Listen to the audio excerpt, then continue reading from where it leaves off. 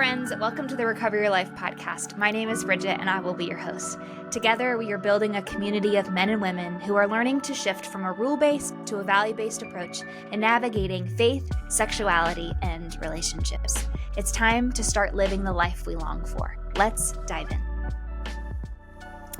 Happy Podcast Wednesday, my friends. I am so glad you're here, and also happy birthday week to me.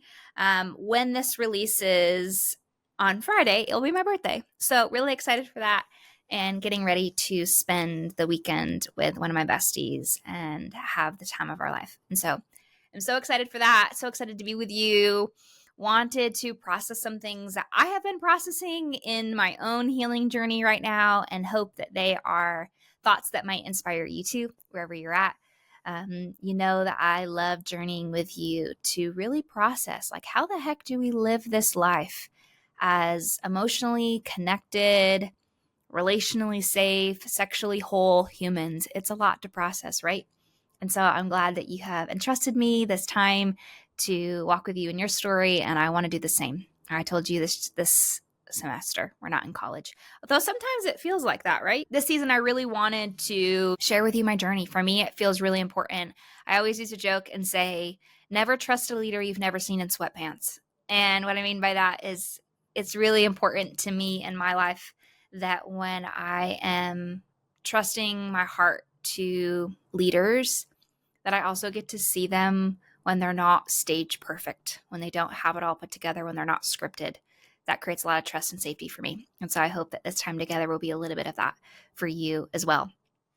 So today we're going to talk a lot about the tension that happens when we feel a lot of judgment towards someone else. But more than that, when we are judgmental because it's actually pointing out a huge disappointment that maybe we haven't grieved yet.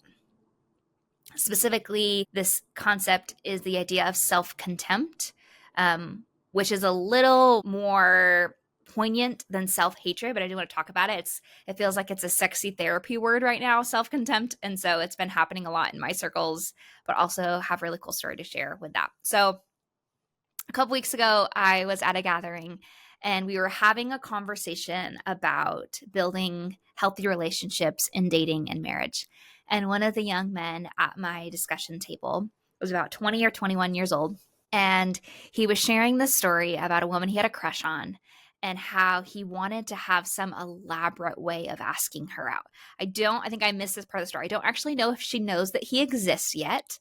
But he was like, no, I cannot just send her an Instagram DM. It needs to be this big elaborate thing. And then I know that we know friends. And so we're going to be at the same event in a couple weeks. So when I show up at the event, I'm going to, repeat the extravagant gesture again. And then she's going to know that it was me. And I'm at a table with some other single men that are like me that have been figuring out this dating game for a while. Then I found two other married men that were there that have been married for several decades, and then a young married couple leading the discussion. And it was this moment where I know I could sense in my body, I'm not going to project what was happening for anyone else in that discussion, but for me, there was this cynical, like, oh, buddy, just give yourself a few years in this dating pool, and you are going to see that it's not all it's cracked up to be. And you're going to get to the point where sending a DM is just fine. Having a quick, whatever is just fine. And, I kind of thought about it and I kind of made light of it. And then it came up for me again yesterday. This whole memory came back to my mind. And I was like, I think what's happening for me is his pure innocence in the wonder of a beautiful love story. And that's what he said. He's like, I want a good story. And that's what we've been talking a lot about here in the Recover Your Life community, is that God has a beautiful love story worth sharing, and we get to participate in that whether we're married or single. And so there was something presented to me where there was this friction between, I really want that too, but I don't want to say it out loud. And so instead of looking at my own pain and my own grief where I've had dreams shattered, I'm just going to judge this dude in his dream. And so I'm curious if you've been there too, where you've seen someone who is younger in their career, younger in relationship, younger in having children, whatever it may be, and you maybe have some years on them where you go, that's pretty stupid. Like when you grow up and see more maturely like I do, it won't be that big of a deal. I'm going to invite you, like me, to slow down and to get curious about what's happening in the judgment. Because we were all made for a love story worth sharing. We were made to live in a divine romance with God in our romantic life, in the life and the legacy we leave for our children. Like it's meant to be grand and beautiful. And somewhere along the way, our hearts learn the narrative that believing for that dream was bad, was wrong, was worthy of punishment. That's the role of self-contempt. Self-contempt is I will punish myself for wanting good things. Because if I wasn't so naive in wanting the good thing before, then maybe this bad, hard, heartbreaking thing wouldn't have happened. Right? Think about the first time you had your heart broken. There's a script that says, oop, don't let people get too close. You don't know what's going to happen. They might cheat on you. They might walk away. They might not be who they say they are. And it's actually easier to just judge your own pure heart that longed for a lover who stayed, that longed for someone who was truthful, who was kind. It's much easier to say you were stupid for even believing that could happen than to sit in the grief and the loss of having your heart shattered. Self-contempt is a buffer between what's really happening and what we try to control in our own strength to not be hurt again. And so as I was thinking about this man's story that came up for me again, I went, I'm drawn to his extravagance. I'm drawn to his pursuit. I'm drawn to his desire to show this woman that she mattered. And it hit places in my own story where I have longed for that in a male partner and have not been met with that in return. And so here I am, and I have to sit, or I get to sit with the divine confrontation that happens in that moment. I can say, well, he's stupid. He's too young. He doesn't know what he's talking about. Give him a few years in dating and he'll change his mind. And that's a misaligned anger or judgment towards him that actually is showing the judgment and the pain I feel in my own story. The places where I've been militant, not to let my heart dream too big, not to get my hopes up, not to believe that the story that I long for matters. And this, yes, we're talking about in romance, but this doesn't have to just be there. This can happen in having children. This can happen in building the career. This can happen in building the community that you want, the type of relationship you want with your parents, the type of relationship you want to your own body, right? Like all of those things are really beautiful God-designed desires in you and in me. And as we experience pain in our life, it's just easier. It feels easier to just say, I will just hate myself for that. I will just judge myself and say, you stupid idiot. If you just wouldn't have wanted that in the first place, it wouldn't have been so painful when it left. But you know, and I know that doesn't really work. It wasn't designed to work. And so curiosity and compassion take the center stage as we go, hey, God,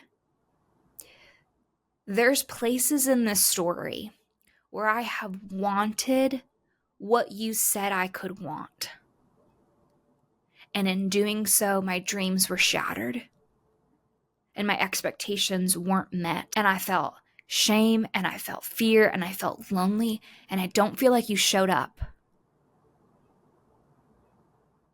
And I don't know how to keep showing up here if you're not going to show up here?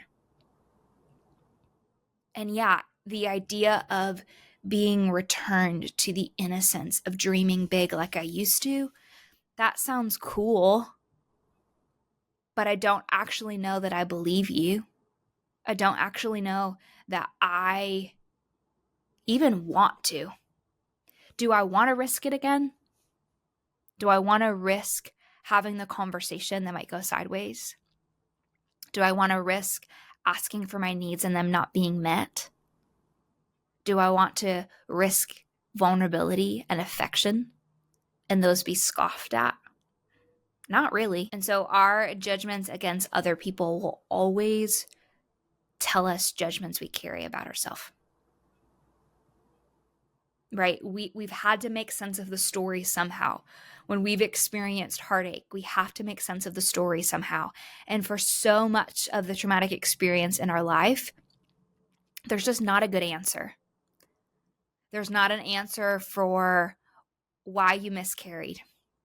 There's not a good answer for why the person cheated.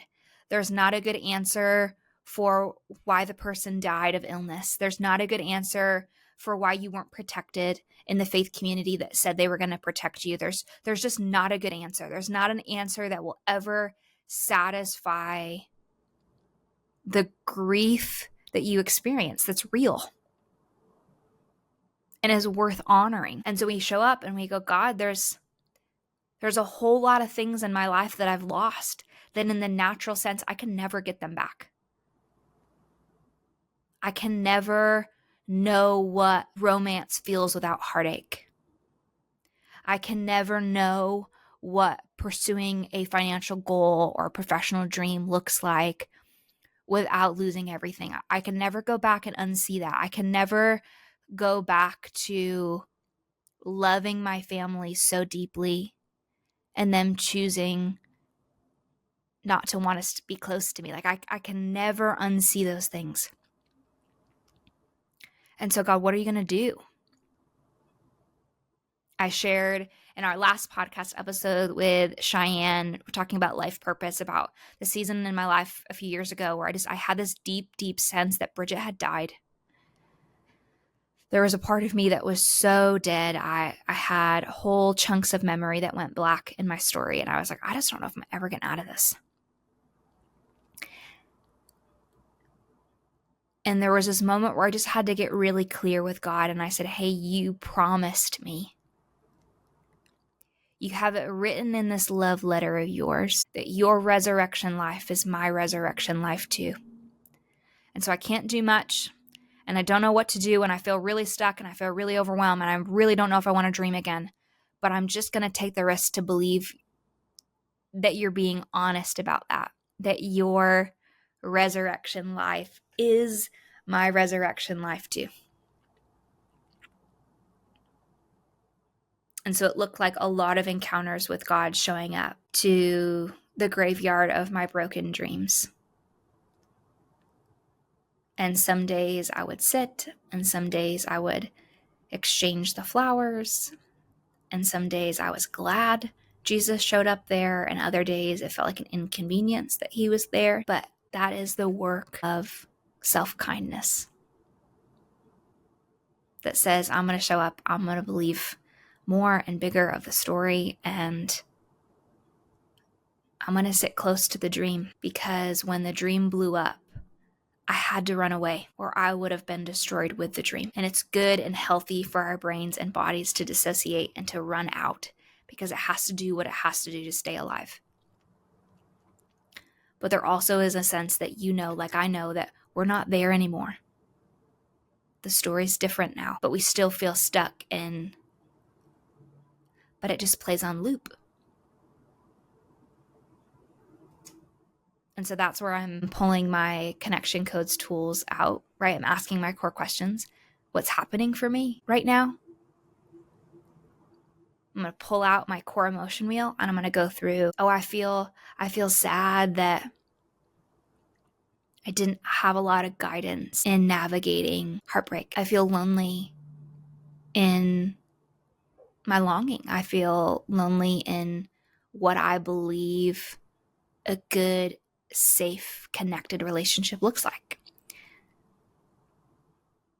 I feel shame for the red flags I've missed in relationships beforehand. I feel guilt for seeing red flags and trying harder, trying to say, well, if I'm just kinder, or if I change, or if I somehow be smaller or different, then maybe this person will choose me.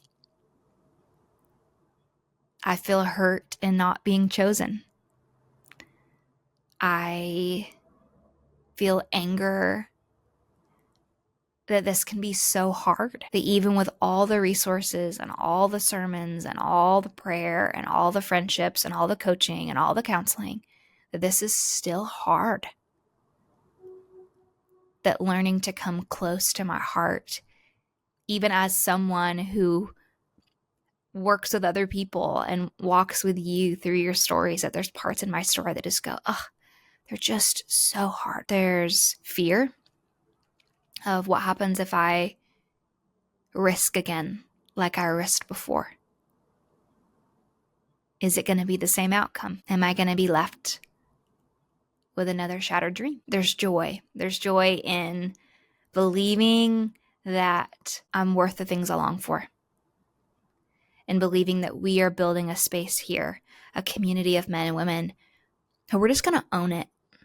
We're going to own our dreams. We're going to do our work. We're going to be honest about our sexual stories and our sexual struggles. We're going to be honest about the places in our family systems that are broken and are not working. We're going to be honest about the places we've contributed to our harm and the harm of others. We're going to be radically kind to the places of desires and dreams, even though it terrifies us because we don't know. And we're still trying to figure it all out. We're going to take the pressure off that we have to figure it all out. That's who we're going to be. And so if I can get curious, I go, that's what's happening with me. And then I get to ask my second question of, hey, like, what of that did I miss, right? For me, when I think about that moment with my 20-something friend, thinking about how activated I felt in the moment where I felt missed or unseen. I miss that my body has carried memories of wanting deeper connection and the answer being no thanks. And there's a sting there. And so my brain scrambles to find a way to never feel that again. Right? Because when we get the question answered, no thanks, to will you see me? Will you value me? Will you show up for me? Will you choose me? When that answer is no thanks, it's hard. And as emotionally responsible adults, we can go, okay, I'm not responsible for anyone else's feelings, so no one else is also responsible for my feelings. But also I get the opportunity to come close and to go, oh, like, what about it stings so much? How is this narrative formed in my childhood?